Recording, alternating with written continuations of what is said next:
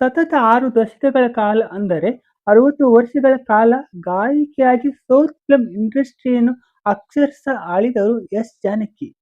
17 ಭಾಷೆಗಳಲ್ಲಿ 50,000ಗಿಂತ ಹೆಚ್ಚಿನ ಹಾಡುಗಳನ್ನು ಹಾಡಿರುವ ಗಾನಕೋಗಿಲೆ ಎಸ್ ಜಾನಕಿ ಅವರು ಒಂದು ಮಾತು ಹೇಳ್ತಾರೆ. ಅವರೊಬ್ಬರು ಇಲ್ಲದೇ ಇದ್ದಿದ್ರೆ ನಾನು ಇಷ್ಟು ವರ್ಷಗಳ ಕಾಲ ಇಷ್ಟು ದೊಡ್ಡ ಗಾಯಕಿಯಾಗಿ ಆಗಿರ್ತಾ ಇದ್ನೇನೋ ನನಗೆ ಅನುಮಾನ ಅಂತ. ಹೌದು, ತಮ್ಮ ಸುಮಧುರ ಗಾಯನಗಳನ್ನೇ ಎಸ್ ಜಾನಕಿ ಅವರು ಉಸಿರಾಗಿಸಿಕೊಂಡಿದ್ದರೆ, ಆ ಜಾನಕಮ್ಮನವರನ್ನೇ ಉಸಿರಾಗಿಸಿಕೊಂಡವರು ವಿ ರಾಮಪ್ರಸಾದ್. ಎಸ್ ಜಾನಕಿ ಅವರ ಹೆಸರನ್ನು ಕೇಳದೇ ಇರೋರು ಮೋಸ್ಟ್ಲಿ ಇಲ್ಲ ಅಂತಾನೆ ಅನ್ಸುತ್ತೆ. ಆದರೆ ವಿ ರಾಮಪ್ರಸಾದ್ ಅವರು ಸಿನಿಮಾ ಇಂಡಸ್ಟ್ರಿಯನ್ನು ಬಿಟ್ಟರೆ ಹೊರಗಿನ ಜಗತ್ತಿಗೆ ಅಷ್ಟಾಗಿ ಪರಿಚಯವಿಲ್ಲದ ವ್ಯಕ್ತಿ. ಆದರೆ ಎಸ್ ಜಾನಕಿ ಅವರಿಗೆ ವಿ ರಾಮಪ್ರಸಾದ್ ಅವರೇ ಶಕ್ತಿ, ಸ್ಫೂರ್ತಿ, ಚೈತನ್ಯ ಎಲ್ಲನೂ ಆಗಿದ್ದವರು.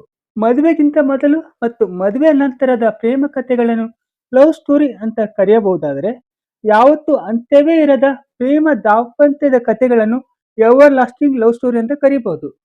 ಇವತ್ತಿನ ಈ ವಿಡಿಯೋದಲ್ಲಿ ಅಂಥದ್ದೇ ಒಂದು ಲವ್ ಸ್ಟೋರಿ ಬಗ್ಗೆ ತಿಳಿದುಕೊಂಡು ಬರೋಣ. ನೀವು ಇನ್ನೂ ನಮ್ಮ ಚಾನಲ್ಗೆ ಸಬ್ಸ್ಕ್ರೈಬ್ ಆಗಿಲ್ಲ ಎಂದಾದರೆ ದಯವಿಟ್ಟು ಈ ಕೂಡಲೇ ಸಬ್ಸ್ಕ್ರೈಬ್ ಮಾಡಿ, ಪಕ್ಕದಲ್ಲಿ ಕಾಣುವ ಬೆಲ್ ಬಟನ್ ಒತ್ತಿ. ಹಾಗೆ ವಿಡಿಯೋಗೆ ಮಿಸ್ ಮಾಡದೆ ಒಂದು ಲೈಕ್ ಕೊಡ್ತೀರಾ ಅಲ್ವಾ? ಕೊಟ್ಬಿಡಿ.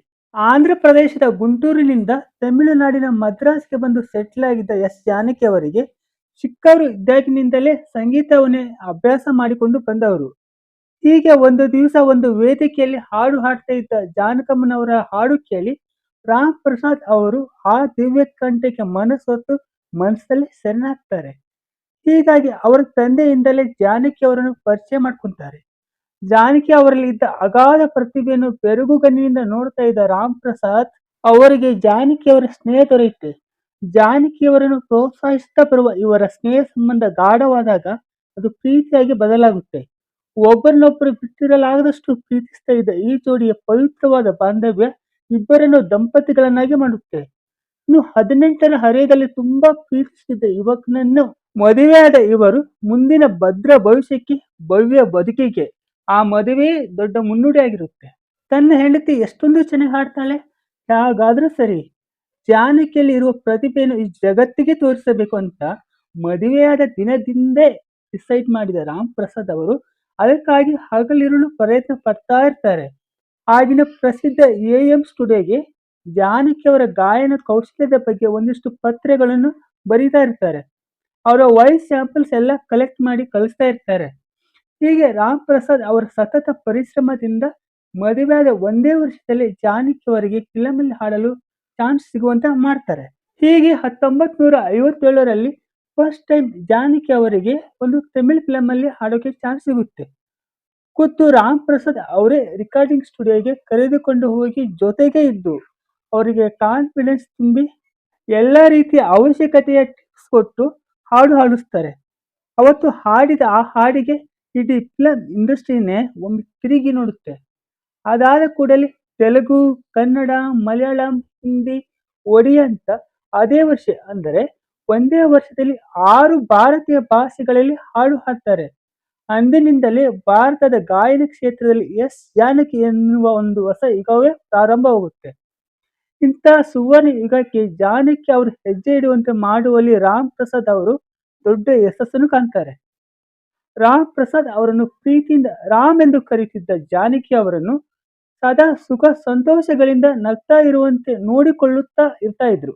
ಜಾನಕಿ ಅವರಿಗೆ ಸಂಬಂಧಪಟ್ಟ ಎಲ್ಲ ವ್ಯವಹಾರಗಳನ್ನು ಖುದ್ದು ರಾಮ್ ಪ್ರಸಾದ್ ಅವರೇ ನೋಡಿಕೊಳ್ಳುವುದು ಅಷ್ಟೇ ಅಲ್ಲದೆ, ಜಾನಕಿ ಅವರು ಯಾವ ಸಂಬಂಧಗಳನ್ನು ಮಿಸ್ ಮಾಡ್ಕೊಂತ ಇದ್ದರೋ ಆ ಎಲ್ಲ ಸ್ಥಾನವನ್ನು ರಾಮ್ ಪ್ರಸಾದ್ ಅವರೇ ತುಂಬುತ್ತಾ ಇದ್ದರು.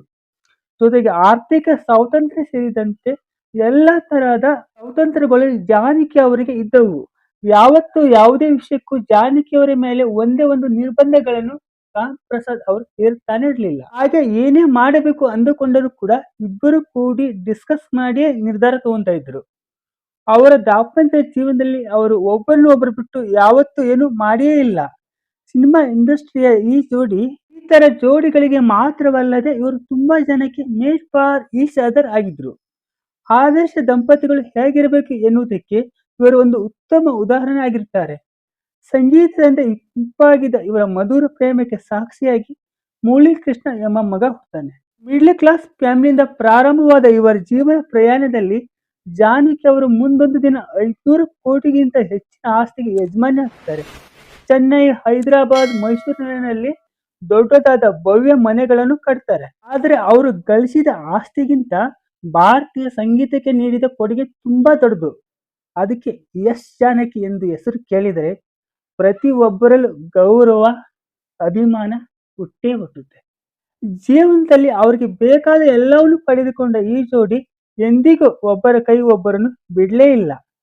ಜಾನಕಿ ಅವರು ಕಣ್ಣಲ್ಲಿ ಯಾವತ್ತೂ ಒಂದು ಹನಿಯೂ ನೀರು ಹಾಕಿಸದಂತೆ ನೋಡಿಕೊಂಡ ರಾಮ್ ಪ್ರಸಾದ್ ಅವರೇ ಜಾನಕಿಯವರ ನೆರಳಿನಂತೆ ಎನಿ ಟೈಮ್ ಜೊತೆಗೆ ಇರ್ತಾ ಇದ್ರು.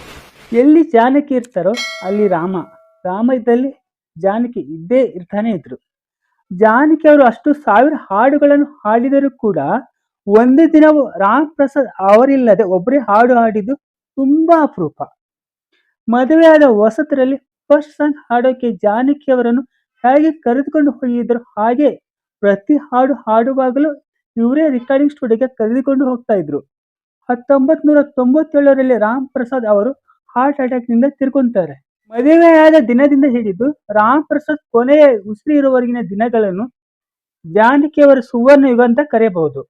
ಅದಾದ ಮೇಲೆ ತುಂಬಾ ಡಲ್ ಆಗುವ ಜಾನಕಿಯವರು ಬರ್ತಾ ಬರ್ತಾ ವೀಕ್ ಆಗ್ತಾ ಬರ್ತಾರೆ. ಹಾಗೆ ಹಾಡೋದನ್ನು ಕೂಡ ನಿಲ್ಲಿಸ್ತಾರೆ.